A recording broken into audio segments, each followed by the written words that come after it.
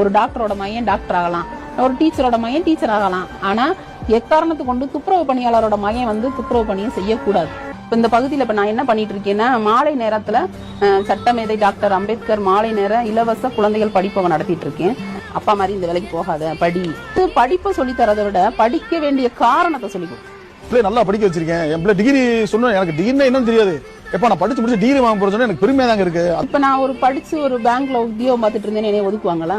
நீ தொட்டு கொடுக்குற காசு எனக்கு வேண்டாம் அப்படின்னு சொல்லுவாங்களா? இல்ல டாக்டரா இருந்தா ஒரு ஊசி போட, நீ போட்ட ஊசி எனக்கு வேண்டாம் அப்படின்னு சொல்லுவாங்களா? இல்ல டீச்சரா இருந்தா நீ சொல்லி கொடுத்து என் பிள்ளை படிக்க வேண்டாம் அப்படின்னு சொல்லுவாங்களா? இல்ல. அப்ப வந்து இந்த இடத்துல எது வேணும்னா அதிகாரம் வேணும். வேலைன்னா சும்மா வேலை கிடையாது, கண்டிப்பா அரசு வேலைக்கு போகணும் அப்படின்னு தான் அந்த பிள்ளைங்கிட்ட சொல்லிட்டு இருக்கோம். நாங்க ஒரு அரசு அதிகாரத்துல இருக்கும்போது ஒரு ஐஏஎஸ்ஏ வச்சுக்குவோம், சும்மா பேச்சுக்கு ஐஏஎஸ் அதிகாரியா இருக்காங்க, உன்னோட கிரீன் சிக்னேச்சர் எனக்கு வேண்டாம் அப்படின்னு சொல்ல முடியாதுல்ல. வாங்கி தானே ஆகணும், வரிசையில நின்று தானே ஆகணும். படிங்க, படிச்சாதான் படிப்பு மட்டுமே நம்மளுக்கான ஆயுதமா இருக்கும். படிங்க.